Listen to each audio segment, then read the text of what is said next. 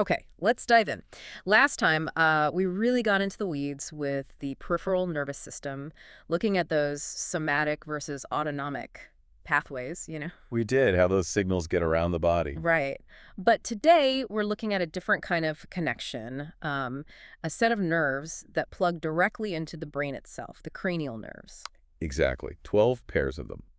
And they're unique because they originate right from the brain or the brainstem, bypassing the spinal cord altogether. And our guide for this is, again, Mr. Hostler's lecture notes. These are for first-year nursing students, anatomy and physiology, adapted from Chapter 11 of the Human Body and Health and Illness. So really practical stuff. Very practical. These nerves aren't just, lines on a diagram. They handle things we do every second.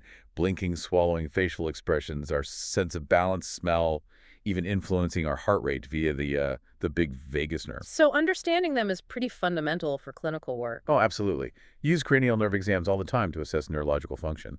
And, well, just for daily life, they're crucial. And I remember you saying they're not all the same time. Some send signals, some receive. Correct. They can be sensory, bringing information in like smell or vision. They can be motor, sending commands out to muscles or glands. Or they can be mixed, doing a bit of both. They pop out of the skull through little holes called foramina, Mostly serving the head and neck area, right? primarily head, neck, and some structures in the upper torso, yeah. Okay. So the goal today is what? Get a handle on these 12, their number, name, basic job, and maybe like a clinical hint for each. That's the plan. And we need to remember them. Mr. Hostler's notes even give us a mnemonic for the Oh, names. yes, the classic. Oh, to touch and feel very good velvet, AH. That actually helps. It really does. Students often ask, do I really need to know all 12 name, number, function, how to test them? And the answer is, well, yes. For exams like the NCLEX, absolutely. But more importantly, for patient care. Makes sense. If someone can't smell properly or see or move their face, Mm-hmm. you need to know which wire might be faulty. Precisely. Yeah. So let's maybe group them a bit. Start with the main sensory ones, perhaps. Good idea. So, number 1, that's olfactory. Correct. Purely sensory, all about smell. You tested simply asking a patient to identify common smells like coffee or peppermint with their eyes closed. Okay. Then number 2, optic. Also purely sensory. This is vision. It brings the signals from your retina back to the brain. Checking their vision chart, looking at pupil responses to light, that's testing CN2. And you mentioned number 8 earlier too, vestibulocochlear. Sensory as well. Mostly sensory, yes. Sometimes called the auditory nerve. It deals with hearing, that's the cochlear part, and balance, the vestibular part. So tuning forks for hearing, maybe balance tests like the Romberg for equilibrium. Issues here could mean hearing loss or dizziness, vertigo. Okay, sensory covered. Now what about eye movements? There are a few nerves for that, aren't there? Yes, 3 key ones work together, numbers 3, 4, and 6. 3, 4, and 6. Okay. 3 is oculomotor, 4 is trochlear, and 6 is abducens. They're all primarily motor nerves. Oculomotor, CN3, does a lot, moves the eye in most directions, lifts the eyelid, controls the pupil. Trochlear, CN4, lets you look down and inwards. And abducens, CN6, moves the eye outwards, laterally. So that test where you follow the finger, that's checking all 3. Exactly. If the eye doesn't track smoothly in one direction, or if an eyelid is drooping, that's called tritosis, often a CN3 issue.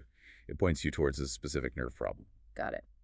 Moving on to the face and mouth area. Number 5, trigeminal. Sounds important. It's a big one, and it's mixed both sensory and motor. It handles almost all sensation from your face. Forehead, cheeks, jaw, those are its 3 main branches. Plus, it controls the muscles you use for chewing. So testing involves, what? Touching the face lightly and asking them to bite down. Yep, checking sensation in those 3 zones and feeling the chewing muscles when they clench their jaw. Problems might show up as facial numbness or pain or difficulty chewing. Okay. Then number 7, facial nerve. You mentioned expressions earlier. Right, CN7, also mixed. This is your main nerve for facial expressions, smiling, frowning, closing your eyes tightly.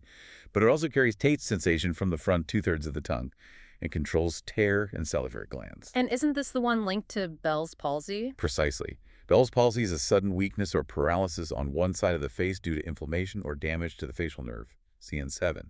So, inability to smile evenly, close the eye, raise the eyebrow on one side, classic signs. Wow, okay. What about 9 and 12?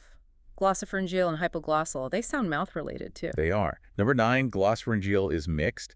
It handles taste from the back of the tongue, sensation from the throat, and helps with swallowing. The gag reflex is often used to test CN9, along with CN10. And 12, hypoglossal. Purely motor. It controls tongue movements, which are essential for speech and swallowing. You test it by asking the patient to stick their tongue straight out. If it deviates to one side, it points to weakness on that side. Ah, so the AH in the mnemonic, partly for CN12 tongue movement. It can relate, saying, primarily tests the palate elevation, CN9 and 10, but asking them to move their tongue for speech relates to CN12 function. Right. Now, the big one. Number 10, vagus. It goes everywhere, doesn't it? It really does. Yeah. The vagus nerve is mixed and has the most extensive distribution. It affects muscles in the throat for swallowing and voice, hence hoarseness could be a sign. But its major role is parasympathetic control over the heart, lungs, digestive tract, slowing heart rate, stimulating digestion. Its reach is vast. So assessing it is complex. Well, you check the gag reflex and voice quality for the upper parts, but problems can manifest systemically, affecting heart rate or digestion. Okay, nearly there. Number 11, accessory nerve. Motor only. Pretty straightforward. It controls two big neck muscles, the sternocleidomastoid, which turns your head, and the trapezius, which shrugs your shoulders. Testing is simple. Ask the patient to turn their head or shrug against resistance. And that's the 12. Phew. Grouping them really does help make sense of it all. It breaks it down, right? Sensory inputs, eye control, facial functions, swallowing, the widespread vagus, and basic movements. Knowing these distinct roles is key for assessment. Okay, let's run through that mnemonic one last time. Oh. To touch and feel very good, velvet, AH, CN1 through 12. Perfect. Now let's try a clinical challenge from the notes. Ready? Let's do it. Okay. A patient comes in with drooping on the right side of their face. They can't completely close their right eye, and they mention food tastes funny, especially on the front of their tongue. Which cranial nerve is likely involved, and what condition might you suspect? Okay.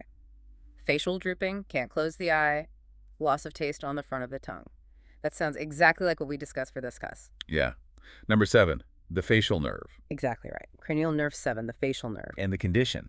That points strongly towards Bell's palsy, doesn't it? Precisely. Those are classic symptoms. It really shows how knowing the nerve's specific functions, motor for the face, sensory for taste, lets you pinpoint the likely issue. It connects the dots immediately. That's powerful in a clinical setting. It absolutely is. So next time in our deep dive, we're moving down from the head. We'll be looking at the spinal nerves, how they branch and regroup into plexuses, and those fascinating skin maps called dermatomes. Shifting focus from the direct brain connections down to the spinal cord pathways. Exactly. So until then, maybe just take a moment to appreciate those 12 cranial nerves at work, seeing, hearing, smiling, tasting. Think about how understanding each specific wire really sharpens your ability to notice when something isn't quite right. It's all connected.